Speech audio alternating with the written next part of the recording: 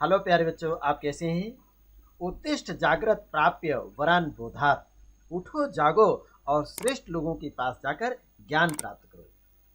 इसीलिए उद्देश्य के साथ आज आइए, आपका संस्कृत हिंदी क्लासेज में स्वागत है। मैं Dhilal, lecturer, GRV inter college Rath, Hamirpur, Uttar Pradesh से।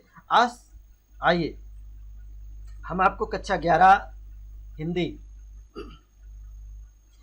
ये कक्षा 11 हिंदी में पहला पाठ आपका पूरा हो चुका है। आज हम आपको पाठ 2, ये पाठ 2 आप जानते हैं महाकवि माघ का प्रभात वर्णन जो आपके पाठ्यक्रम में निर्धारित है। और इस पाठ के लेखक आचार्य महावीर प्रसाद द्विवेदी जी हैं। कौन है? आचार्य महावीर प्रसाद द्विवेदी जी। महावीर प्रसाद द्विवेदी जी कौन है, इनका जीवन कैसा रहा और इन्होंने कौन कौन सी रचनाएं की हैं, उन रचनाओं, इनका साहित्यिक परिचय और कला वर्ग के स्टूडेंट्स विद्यार्थियों के लिए इनका जो काव्य वो साहित्यिक परिचय है वो भी हम आपको बताएंगे। इनकी साहित्यिक विशेषताएं, जिसमें भाषा, शैली, ये भी हम आपको बताएंगे। तो आइए, आज हम आप लोग क्या अध्ययन करने वाले हैं ये आप समझ गए होंगे कि आज हम आपको इस वीडियो के अंदर आचार्य महावीर प्रसाद द्विवेदी जी का जीवन परिचय, जो ये सामान्य हिंदी विज्ञान वर्ग और कला वर्ग दोनों ही कक्षाओं के लिए पूछा जाता है, और ये आप दोनों ही साइंस साइड के विद्यार्थी और आर्ट साइड के विद्यार्थी दोनों के लिए इम्पॉर्टेंट होता है। इसलिए आज सबसे पहले पहला प्रश्न आचार्य महावीर प्रसाद द्विवेदी जी का जीवन परिचय और उनकी रचनाओं का अध्ययन करेंगे। तो आइए चलते हैं पूरे हर्षोल्लास के साथ, हंसी खुशी के साथ, बिना किसी आलस्य, अपने आलस्य का परित्याग करके हम लोग जुड़ते हैं। चलिए, ये लीजिए, ये पहला है, देखिएगा, आचार्य महावीर प्रसाद द्विवेदी जी का। आचार्य महावीर प्रसाद द्विवेदी जी कौन थे, क्या थे, ये आप देख रहे हैं ना। इनका जो चित्र, आचार्य महावीर प्रसाद द्विवेदी जी का ये चित्र है। और हिंदी गद्य साहित्य के युग विधायक ये। और महावीर प्रसाद द्विवेदी जी का जन्म कब हुआ था? 5 मई सन 1864 ईस्वी में। देखिएगा, 1850 ईस्वी में, इसके पहले महावीर भारतेंदु हरिश्चंद्र जी का जन्म हुआ था। और 1850 के बाद 1864 ईस्वी में रायबरेली, कहाँ पर? रायबरेली उत्तर प्रदेश में ही पड़ता है। देखिए, उत्तर प्रदेश के रायबरेली जिले के दौलतपुर गांव में इनका जन्म हुआ था। कहा जाता है इनके पिताजी राम सहाय द्विवेदी जी को महावीर के उपासक थे। क्या थे? इनके इष्ट थे, मतलब उपासक किसके? महावीर प्रसाद द्विवेदी जी। ये राम सहाय, इनके द्विवेदी जी के जो पिताजी थे, ये क्या नाम था? राम सहाय द्विवेदी जी। और राम सहाय द्विवेदी जी महावीर स्वामी की उपासना किया करते थे, इसलिए इन्होंने अपने पुत्र का नाम महावीर सहाय रखा। क्या रखा? महावीर सहाय रखा। और इनकी जो प्रारंभिक शिक्षा इनके गांव में हुई, गांव के ही पाठशाला में हुई। और गांव में पहले प्राइमरी स्कूल हुआ करते थे बेटा, सरकारी स्कूल। उसी सरकारी स्कूल में इनकी प्रारंभिक शिक्षा शुरू हुई। और पाठशाला के जो प्रधानाध्यापक ने भूलवश इनका नाम महावीर प्रसाद रखा। देखिए, इनके पिताजी ने क्या नाम रखा था? महावीर सहाय। और इनका नाम क्या, जो पाठशाला के प्रधानाध्यापक थे उन्होंने इनका नाम रख दिया महावीर प्रसाद। तो ये भूल हिंदी साहित्य के लिए एक स्थायी बन गई। और जब 13 वर्ष की अवस्था हुई, कितने साल की? जब ये 13 वर्ष की अवस्था में अंग्रेजी पढ़ने के लिए इन्होंने रायबरेली के जिला स्कूल में प्रवेश लिया। अर्थात पहले जो है डिस्ट्रिक्ट में, हर जिले में एक एक स्कूल होता था सरकारी, वहाँ गए पढ़ने के लिए। तो यहाँ पर इन्होंने वहाँ पर संस्कृत पढ़ने को नहीं मिला, तो संस्कृत के स्थान पर इन्होंने फारसी भाषा पढ़ी। क्या पढ़ी? जैसे वैकल्पिक भाषा में आप इंटरमीडिएट में एक हिंदी भाषा मतलब सभी के लिए कंपलसरी है, आवश्यक है, वैसे ही एक इनके लिए वहाँ पर संस्कृत दूसरा विषय जो था वैकल्पिक विषय के रूप में अंग्रेजी नहीं थी, इसलिए इन्होंने, संस्कृत भी नहीं थी वहाँ पर, इसलिए इन्होंने फारसी भाषा लिया। और यहाँ 1 वर्ष व्यतीत करने के बाद, मतलब एक साल तक इन्होंने पढ़े। कहाँ पर पढ़े? रायबरेली में। इसके पहले कहाँ पढ़े थे? गांव में पढ़े थे। तो इनका जन्म कब हुआ था? 5 मई सन 1864 ईस्वी में इनका जन्म हुआ था। कहाँ पे हुआ था? किस जिले में हुआ था? उत्तर प्रदेश के रायबरेली जिला में दौलतपुर गाँव में। उत्तर प्रदेश में रायबरेली जिला के दौलतपुर गांव में कब हुआ था? सन 5 मई सन 1850 ईस्वी में इनका जन्म। सन 1864, हमने भारतेंद्र जी का बता दिया था, 5 मई सन 1864 ईस्वी में इनका जन्म हुआ। पिताजी का नाम था राम सहाय द्विवेदी। भूलवश प्रधानाध्यापक जी ने इनका नाम जो है महावीर प्रसाद द्विवेदी जी, किसके उपासक थे? महावीर के। और इसीलिए इन्होंने अपने बेटे का नाम महावीर सहाय रखा, लेकिन प्रधानाध्यापक जी ने इनका नाम क्या लिख दिया था गलती से, महावीर प्रसाद, और ये स्थायी इनका नाम पड़ गया। और ये जब जिला में गए पढ़ने के लिए रायबरेली में, तो रायबरेली में जैसे ये पढ़ने के लिए गए तो वहाँ पर संस्कृत भाषा नहीं थी, इसलिए इन्होंने फारसी भाषा पढ़ी। और 1 वर्ष पढ़ने के पश्चात कुछ दिनों तक उन्नाव जिले के रंजीत का पुरवा स्कूल में और कुछ दिनों तक फतेहपुर में। अब देखिएगा, रंजीत का पुरवा उन्नाव जिला ये कानपुर के पास में पड़ता है। कुछ दिन तक ये उन्नाव के जिले के रंजीत का पुरवा स्कूल में पढ़ा है और उसके बाद कुछ दिनों तक ये फतेहपुर में पढ़ने के पश्चात ये पिताजी के साथ मुंबई चले गए। कहाँ? बम्बई, अर्थात मुंबई चले गए। वहाँ इन्होंने संस्कृत, गुजराती, मराठी और अंग्रेजी, याद रखें अधिक से अधिक भाषाओं का ज्ञान प्राप्त करना चाहिए। इन्होंने संस्कृत भाषा, गुजराती भाषा, मराठी भाषा और अंग्रेजी भाषा का अध्ययन किया।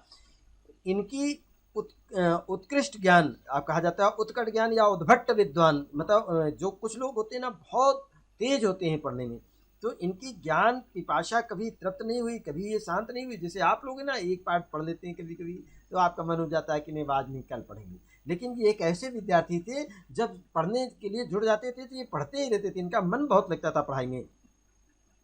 तो ज्ञान पिपाशा कभी शांत नहीं हुई, किंतु जीविका के लिए भी इन्होंने रेलवे में नौकरी कर ली। कहाँ नौकरी की?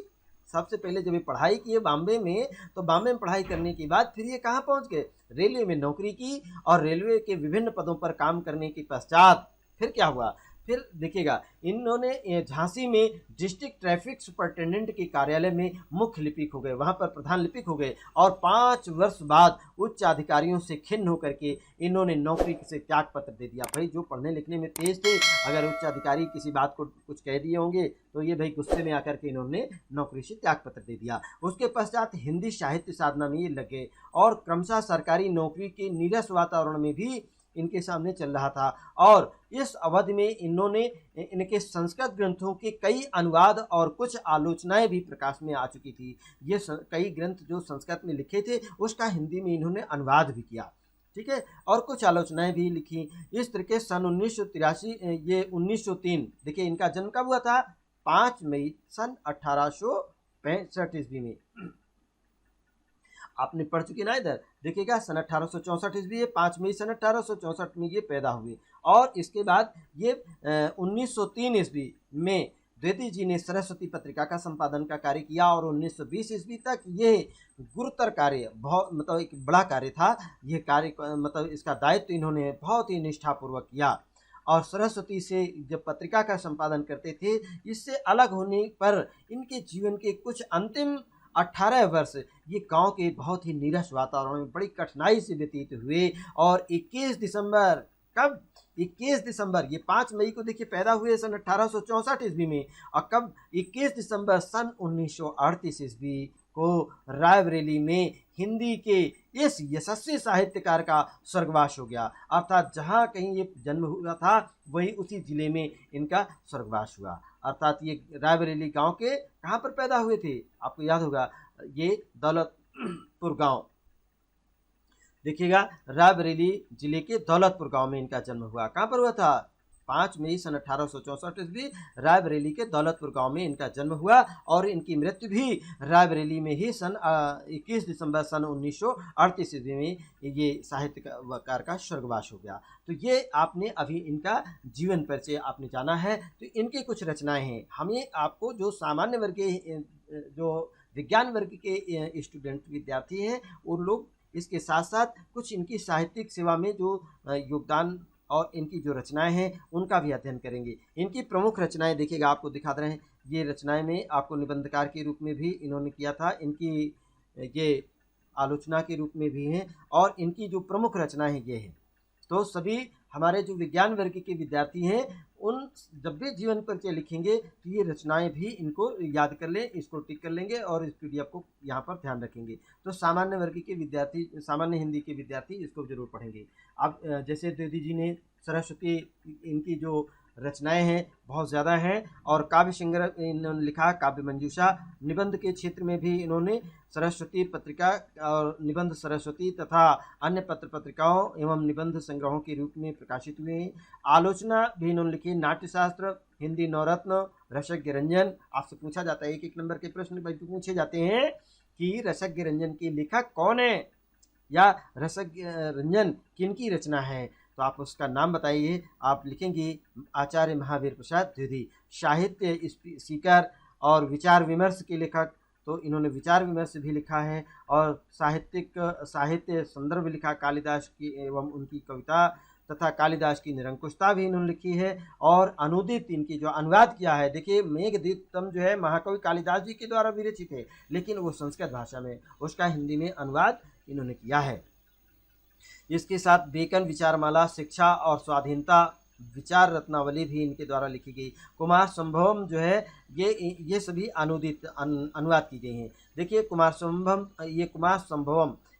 संभव जो है ये भी महाकवि कालिदास जी का लिखा हुआ है और इसका संस्कृत में था तो इसको हिंदी में अनुवाद किया। गंगा लहरी भी इन्होंने अनुवाद किया है और विनय विनोद भी अनुवाद है। रघुवंशम भी, देखिए महाकवि कालिदास की सभी रचनाओं का इन्होंने लगभग अनुवाद कर दिया है। और किरातार्जुनियम का भी इन्होंने अनुवाद किया है। हिंदी महाभारत का भी इन्होंने हिंदी में अनुवाद इसका किया भैया। संस्कृत में थी ना महाभारत, तो उसका हिंदी में अनुवाद किया है। और विविध इनकी जैसे जल चिकित्सा है, संपत्ति शास्त्र है और वक्तृत्व कला, इसको भी इन्होंने लिखा, ये इनकी संपादन रहे। और संपादन का कार्य इन्होंने मासिक पत्रिका सरस्वती पत्रिका का इन्होंने संपादन का कार्य किया है। तो इस तरीके से प्यारे बच्चों, ये सामान्य हिंदी के जो हमारे विद्यार्थी हैं वो जीवन परिचय जो पहले बताया, इसके बाद ये प्रमुख इनकी जो रचनाएं थी इनको पढ़े। अब आपको चलना है, हम साहित्य वर्ग के जो विद्यार्थी हैं अर्थात जो कला वर्ग के हैं, आर्ट साइड के हैं, उन विद्यार्थियों के लिए बताते हैं। ये यहाँ से शुरू होता है इनका, देख रहे हैं साहित्यिक सेवा। तो साहित्यिक सेवा में आपसे पूछा जाता है कि साहित्यिक परिचय बताइएगा।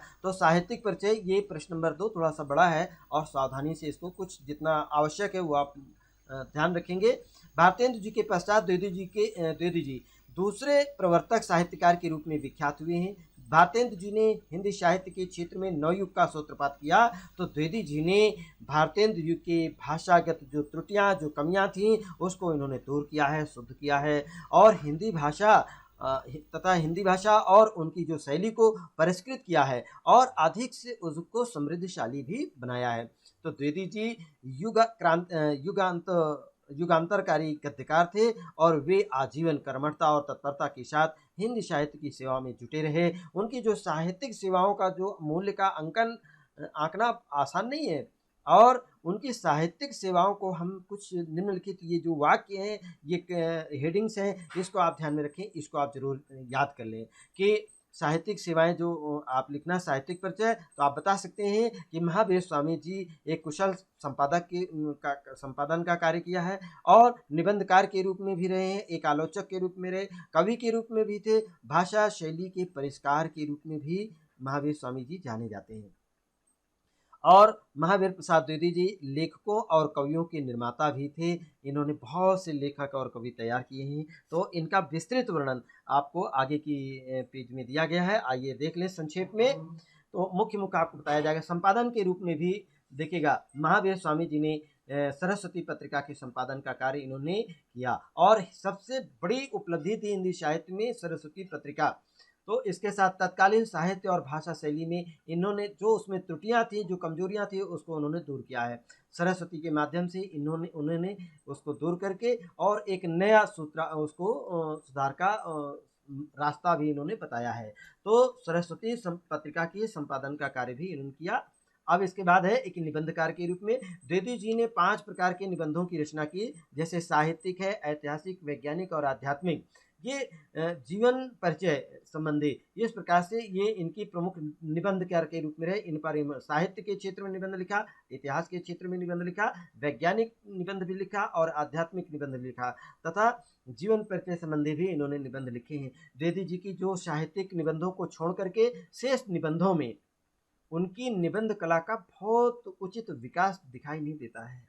ठीक है, इस कारण से द्विवेदी जी के सामने एक साहित्य सृजन का ये प्रश्न इतना बड़ा नहीं था जितना कि साहित्य का परिष्कार था। अर्थात परिष्कार माने होता है, जैसे परिष्कार शब्द समझ लें, परिष्कार माने होता है जैसे कि चावल आप लेते हैं तो उबालने से पहले उसमें जो कंकड़ पत्थर और जो कुछ दिखाई पड़ते हैं ना खुशी, उसको निकाल कर अलग कर देते हैं। बिनना, परिष्कार माने शुद्ध करना, बिनना, मांजना, धुलना। ठीक है, तो ये आप शब्द समझ गए होंगे। तो हिंदी में जो उस समय कमियां थी, जो रचनाओं में उनको इन्होंने दूर किया है। तो ये प्रमुख रूप से आप जान गए कि ये एक निबंधकार भी थे और एक संपादन का कार्य भी इन्होंने किया है। अब इसके बाद आप देखिएगा एक आलोचक के रूप में भी थे, अर्थात महावीर प्रसाद द्विवेदी ने जो उस समय के लेखक थे और रचनाएँ करते थे, उनमें कहीं कमियाँ आ जाती थी तो उसकी आलोचना भी करते थे। अर्थात ऐसे निबंधों में उनकी निर्भीकता, तथ्यात्मक स्पष्टता स्पष्ट रूप से दृष्टिगोचर होती है। द्विवेदी जी ने देखिएगा जैसे पुस्तकों के गुण दोषों को प्रकट करने के लिए बताया, लेखकों के और कवियों के गुणों की तुलना करने के लिए भी बताया, भाषा और शैली के गुण दोषों का विवेचन करने के लिए भी बताया, हिंदी भाषा के विरोधी जो थे, भाषा के विरोधियों को वो जवाब भी देते थे, इसका भी कार्य उन्होंने किया है। तो ये एक आलोचक भी थे और कवि के रूप में थे। देखिए कवि के रूप में कैसे थे, अर्थात ये कवि के रूप में उन्होंने देश प्रेम संबंधी, भाषा संबंधी, प्राचीन रूढ़ियों के प्रति असंतोष उन्होंने व्यक्त किया है। जो प्राचीन परंपराएं थीं, जो सामाजिक एकता के बाधक थीं, जो भारत देश के विकास में बाधक थीं, उन रूढ़ियों का उन्होंने पुरजोर विरोध किया और उसके लिए ज्ञान वर्धक कुछ रचनाएं भी इन्होंने की हैं। तो इस प्रकार से इन्होंने कवि के रूप में रचनाएं करके और नई नई उनको अपने विचारों को व्यक्त किया और लोगों को जगाने का कार्य किया है। तो इसके साथ ही उन्होंने नए नए विचार, नए भाव और एवं नए छंद और नई नई कल्पनाओं का इन्होंने समावेश भी किया है। भाषा शैली के परिष्कार के रूप में ये परिष्कारक थे। परिष्कारक माने शोधक। परिष्कारक क्या होता है, एक शोधक होता है, शोधक के रूप में थे। और द्विवेदी जी की जो सेवाएं थी, सेवाओं का मूल्य का आंकना इतना संभव नहीं है। आज भाषा और शैली का जो परिष्कृत और विकसित रूप दिखाई देता है, इसमें सबसे प्रमुख रूप से जो कार्य किया है आचार्य महावीर प्रसाद द्विवेदी जी ने किया है। ठीक है, वे भाषा के महान शिल्पी थे और बहुत अच्छी तरह से खड़ी बोली को उन्होंने सजाया और संवारा है, उसको सम्मान दिलाया है। आज इतनी बड़ी जो सफलता मिली है हिंदी की खड़ी बोली को, वो महावीर प्रसाद द्विवेदी जी की ही देन है। आइए, लेखकों और कवियों के निर्माता भी के रूप में भी थे ये। द्विवेदी जी ने नए नए लेखकों और कवियों को बहुत ही प्रभावपूर्ण लेखन की दृष्टि से दक्ष बनाया, उनको कुशल बनाया, उनको एक तरीके से ट्रेनिंग भी, प्रशिक्षण देते थे, बताते थे, समझाते थे कि अपनी रचनाओं को इस प्रकार से लिखिए, इस प्रकार से रचना कीजिएगा। उन्होंने हिंदी भाषा का प्रचार करके लोगों के हृदय में हिंदी के प्रति प्रेम उत्पन्न किया, जागृत किया है। और द्विवेदी जी ने नए लेखकों की रचनाओं को यथासंभव संशोधित किया कर सरस्वती पत्रिका में दूसरे के लेखों को वो प्रकाशित भी करते थे। चलिए, इस प्रकार से इनकी जो रचनाएं हैं, रचनाएं पुनः एक बार रिवीजन कर लें। इनकी जो प्रमुख रचनाएं हैं देखिएगा, ये काव्य संग्रह, इनके काव्य संग्रह के रूप में काव्य मंजूषा है। निबंध के क्षेत्र में इन्होंने द्विवेदी जी ने जो सर्वाधिक निबंध सरस्वती पत्रिका में और अन्य पत्र पत्रिकाओं एवं निबंधों के संग्रह के रूप में प्रकाशित किए गए हैं।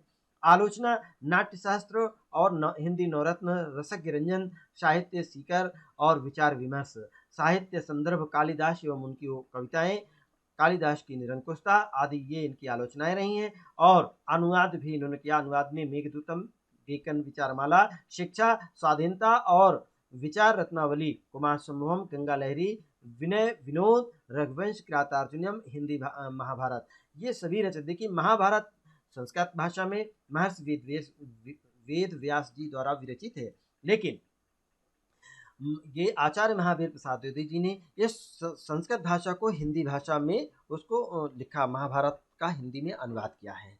तो इस प्रकार इसको अनुदित किया गया। और अन्य कुछ इनकी जैसे जल चिकित्सा है, संपत्ति शास्त्र है और वक्तृत्व कला। वक्तृत्व कला माने समझते हो, जो वक्तृत्व कला एक तरीके से बोलचाल में प्रवीणता कैसे आए, कैसे आप अपने बातों को प्रभावशाली ढंग से दूसरों के सामने रखें, ये कला कैसे आए, इसके लिए आपको बहुत ही आपके लिए उपयोगी पुस्तक उसमें लिखा महावीर प्रसाद द्विवेदी ने, वक्तृत्व कला। और इसके साथ सरस्वती पत्रिका मासिक पत्रिका थी, इसके संपादन का भी कार्य इन्होंने किया था। अब आइए एक आलोचक के रूप में दर्शन करते हैं महावीर प्रसाद द्विवेदी जी के।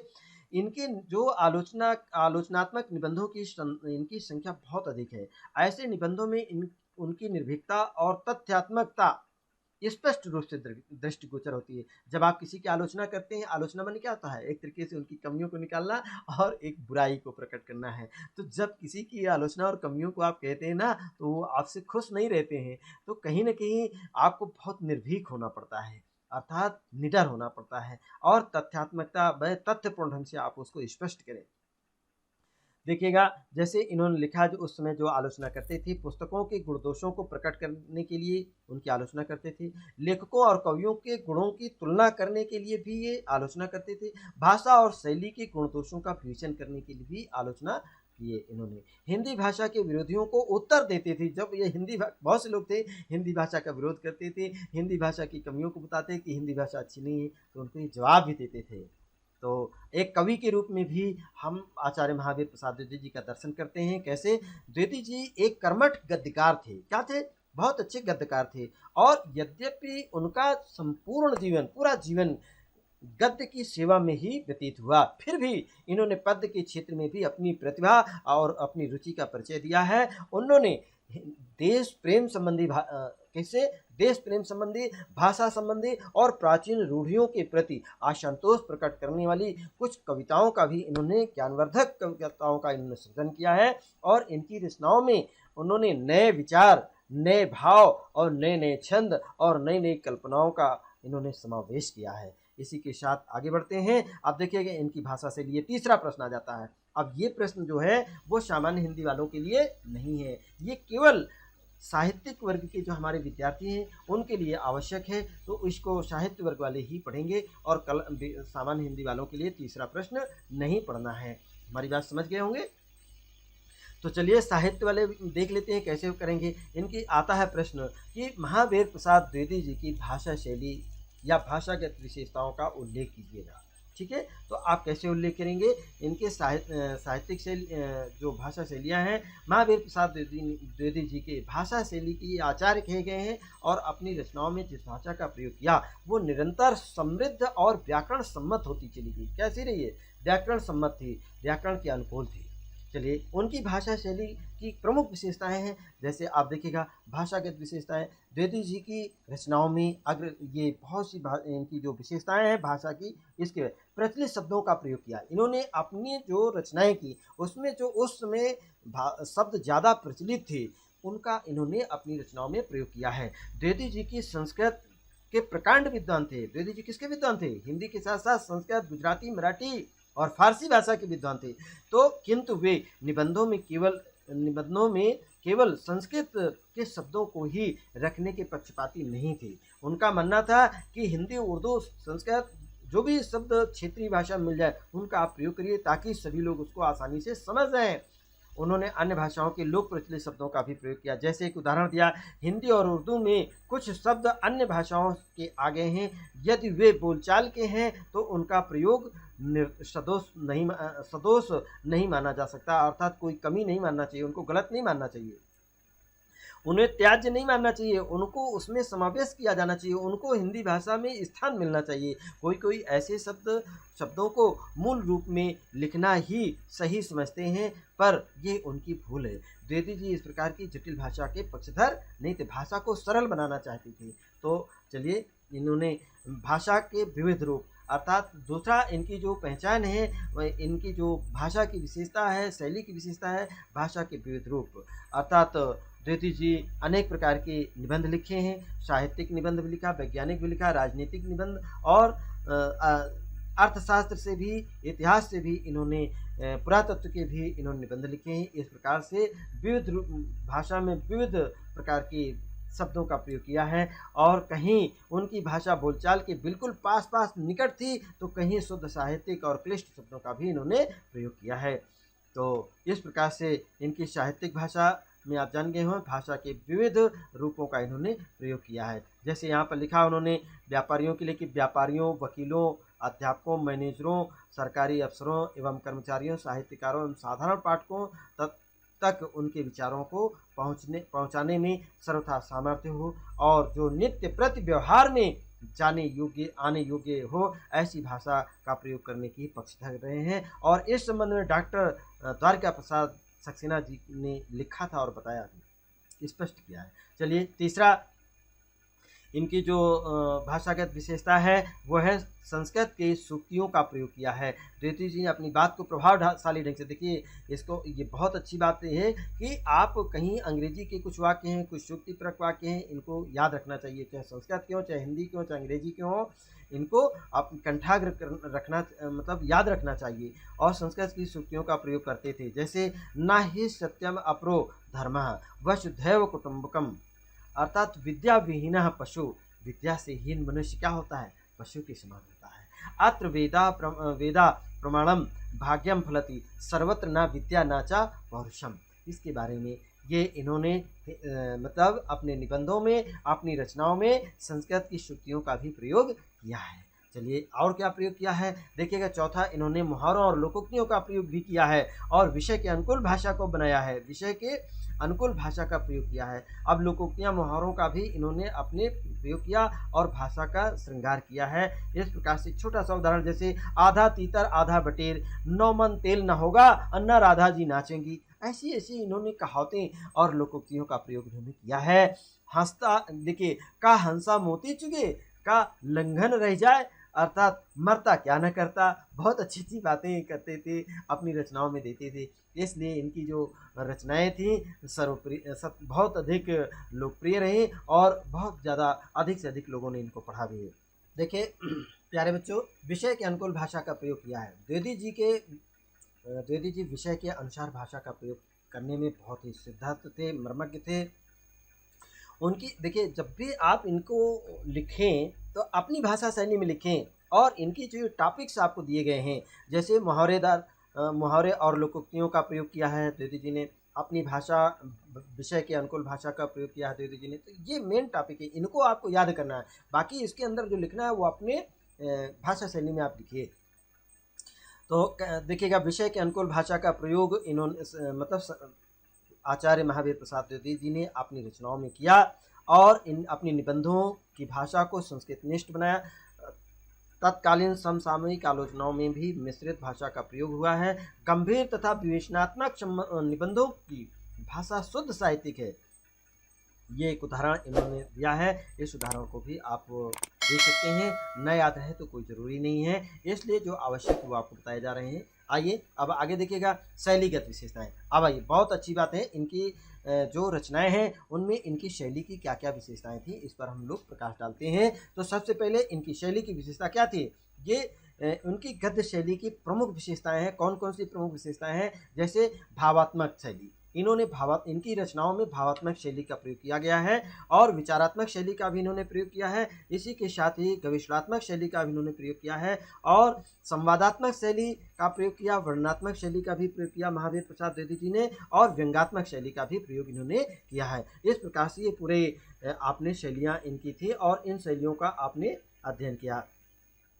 आइए तो थोड़ा सा संक्षेप में प्रकाश डालते हैं इसमें। भावात्मक शैली द्विवेदी जी ने अपनी रचनाओं में भावात्मक शैली की या अपने निबंधों में भावात्मक शैली का प्रयोग किया। इनमें विचारों की सरस अभिव्यक्ति हुई है। इस शैली में अनुप्रास की सुंदर छटा व्याप्त है। तो कोमलकांत पदावली का प्रयोग भी इन्होंने किया है, जैसे कुमकुम मिश्रित सफेद चंदन के सदृश उन्हीं लालिमा मिली हुई, सफेद किरणों से चंद्रमा पश्चिम दिग्वधु का श्रृंगार सा कर रहा है। कैसी कोमलकांत पदावली का प्रयोग भावात्मक रूप से यहाँ पर किया है महावीर प्रसाद द्विवेदी जी ने। एक छोटा सा उदाहरण आपने देखा है।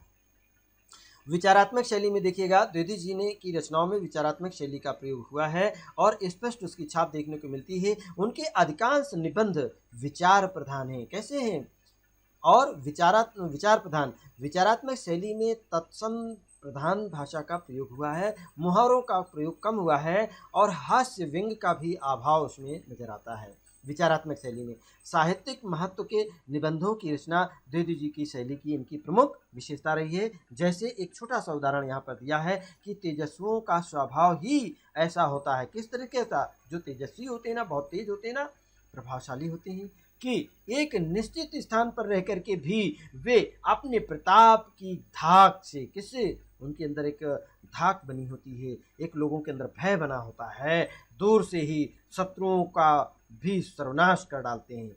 देखिएगा सूर्योदय कहाँ होता है? सबसे पहले सूर्योदय जैसे ही होने वाला होता है, सूर्य निकलता भी नहीं है, उसके पहले ही पृथ्वी से अंधकार दूर हो जाता है, भगने लगता है। इसका उदाहरण यहाँ पर दिया है। चलिए, द्विवेदी जी की तीसरी शैली की विशेषता थी गवेषणात्मक शैली। गवेषणा माने क्या होता है, इस चीज़ को संक्षेप में आप जान लें। द्विवेदी जी गवेषणात्मक शैली के भी दर्शन इनमें होते हैं। शैली पर आधारित निबंधों में उर्दू के शब्दों का भी इनका प्रयोग का अभाव है। ये शैली अपेक्षाकृत गंभीर शैली का प्रयोग किया है। शैली गंभीर को लिए हुए गंभीरता है, अर्थात आसानी से समझ में कहीं कहीं नहीं आ पाता है।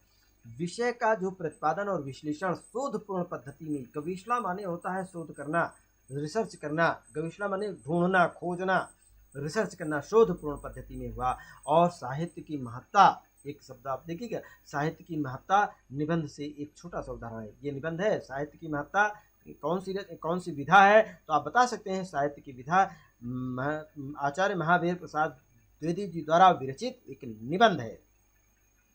कैसा निबंध है ये आप बता सकते हैं, गवेषणात्मक निबंध है। कैसा निबंध है? गवेषणात्मक शैली में लिखा हुआ अर्थात निबंध है ये। तो आइए अब आगे चलते हैं। इसी में देखिए कि गवेषणात्मक शैली का एक छोटा सा उदाहरण दिया है। ज्ञान राशि के संचित कोश का ही नाम साहित्य है। वह ने सब तरह के भावों को प्रकट करने की योग्यता रखने वाली और निर्दोष होने पर भी यदि कोई भाषा अपना निज का स्थान, निज का साहित्य नहीं रखती, तो वह रूपवती अर्थात भिखारनी की तरह कदापि आदरणीय नहीं हो सकती। अर्थात रूपवती होनी चाहिए, इसमें सौंदर्य प्रकट होना चाहिए। ये इन्होंने गवेषणात्मक रूप से, विचारात्मक रूप से अपनी भाषा में रखा। और चौथा इनकी विशेषता है, शैली की विशेषता, चौथी विशेषता है संवादात्मक शैली। अपने निबंधों में द्विवेदी जी ने वार्तालाप, संवाद माने करना होता है, बातचीत करना या वार्तालाप करना भी करते हुए दिखाई दिए हैं। छोटा सा एक उदाहरण यहाँ द्रष्टव्य है। सभा से कुछ और पूछना है। अब पूछना है कि मतलब इन्होंने विचार पूछ रहे हैं कि हम आपसे जानना चाहते हैं, वो ये कि समस्त हिंदी अखबारों और मासिक पुस्तकों का अनादर करके किसने क्या समझ करके बंगला मासिक पत्र प्रवासी की खोज की रिपोर्ट भेजी है। आप देखिएगा, ये इन्होंने प्रश्न, प्रवासी सभा का सभासद है, प्रवासी सभा का सभासद है, ये प्रश्न पूछा है। क्या वास्तव में क्या उसने भवन बनाने के लिए चंदा दिया है? क्या उसने सभा के लिए कोई लेख लिखे हैं? इस प्रकार से ये संवादात्मक शैली कहलाती है। संवाद करना मतलब बातचीत करना, वार्तालाप करना कहा जाता है। इसको कथोपकथन भी कहते हैं। चलिए, वर्णनात्मक निबंध शैली, इनकी जो वर्णनात्मक शैली का भी द्विवेदी जी ने प्रयोग किया है। द्विवेदी जी ने एक बड़ी संख्या में वर्णनात्मक निबंध लिखे हैं और भौगोलिक, ऐतिहासिक और आध्यात्मिक, आत्मकथात्मक, कथात्मक निबंध भी ऐसी शैली में ही लिखे गए हैं। जैसे इन्होंने एक लिखा यह था, एक हिसाबी कुत्ता। इन्होंने क्या लिखा है? एक हिसाबी कुत्ता, वर्णनात्मक ये शैली है। और दंडदेव का आत्मनिवेदन, हंस संदेश भी इन्होंने लिखा। ये इनकी वर्णनात्मक शैली में लिखे गए हैं। और इसी के साथ आइए बहुत संक्षेप में आपको बता रहे हैं, थोड़ी ही व्यंग्यात्मक शैली का भी इन्होंने प्रयोग किया है। व्यंग्यात्मक शैली सामाजिक कुरीतियों पर चोट करने के लिए द्विवेदी जी ने अपनी रचनाओं में, द्विवेदी जी ने व्यंग्यात्मक शैली का भी प्रयोग किया है। जैसे जब इन्होंने काव्य की रचनाएं की, उन काव्य की रचनाओं में द्विवेदी जी ने सामाजिक कुरीतियों और उन पर जो पाखंड एक तरीके था, उन पाखंड को दूर करने के लिए द्विवेदी जी ने व्यंग किया है। इस शैली के अंतर्गत सरल वाक्यों का प्रयोग किया। भाषा मानो चिकोटी काटती हुई चलती है। कथन को प्रभावी बनाने के लिए मुहावरों का भी इन्होंने समुचित प्रयोग किया है और व्यंग्यात्मक शैली का प्रयोग किया। एक छोटा सा उदाहरण है, इस म्यूनिसिपैलिटी की चेयरमैन, जिसे अब कुछ लोग कुर्सी मैन भी कहते हैं, मतलब चेयरमैन को कुर्सी मैन कह दिया इन्होंने, व्यंग्यात्मक है म्यूनिसिपैलिटी। अच्छा ठीक है, श्रीमान बूचा शाह, इन्होंने क्या कहा, उनका नाम क्या रखा? बूचा शाह। बाप दादा की कमाई का लाखों रुपया अपने घर में भरा है। अर्थात वहाँ पर उस समय भी लोग हेरा फेरी करते थे, जो चेयरमैन लोग होते थे। पढ़े लिखे आप राम का नाम पढ़े लिखे, आप राम का नाम ही हैं, अर्थात केवल राम नाम लेते हैं और बीच में आप कसाई का काम भी करते हैं। ऐसा नहीं करना चाहिए। ये इस तरह से व्यंग्यात्मक शैली में भी अपनी रचनाएं प्रस्तुत की हैं। अब इसके बाद संक्षिप्त में बहुत ही लास्ट हो गया आपको। वास्तव में द्विवेदी जी ने गद्य शैली को साधारण पत्रकारिता के स्तर से उठा करके उन्होंने एक उदात्त धरातल पर, साहित्य के उदात्त धरातल पर प्रतिष्ठित किया और उसको सम्मान दिलाया। इसमें कोई संदेह नहीं कि जब जब भी हिंदी गद्य का इतिहास लिखा जाएगा तो द्विवेदी जी की सेवाओं को जरूर याद किया जाएगा, उनको भुलाया नहीं जा सकता है।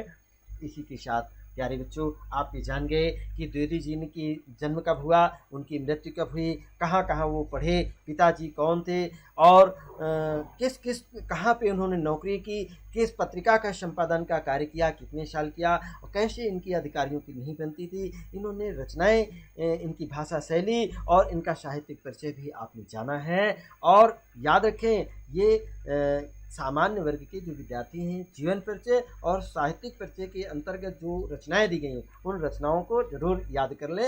ये प्रश्न में पूछा जाएगा।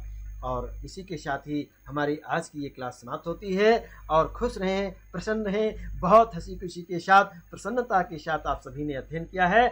सभी लोग धन्यवाद के पात्र हैं। और आप लोग इसे सब्सक्राइब करना मत भूलें, लाइक करना भी मत भूलें। और इसी के साथ ही क्लास समाप्त होती है। कल फिर मिलेंगे। अगला पाठ क्या होगा आप जान लें। माघ और माघ का प्रभात वर्णन जो पाठ है, इसी पाठ को हम पढ़ाएंगे और इसकी व्याख्या भी करेंगे। तब तक आप अपना ख्याल रहें, खुश रहें, प्रसन्न रहें और इस पाठ को पढ़ करके आएंगे। माघ और माघ का प्रभात वर्णन कल पढ़ाएंगे। धन्यवाद।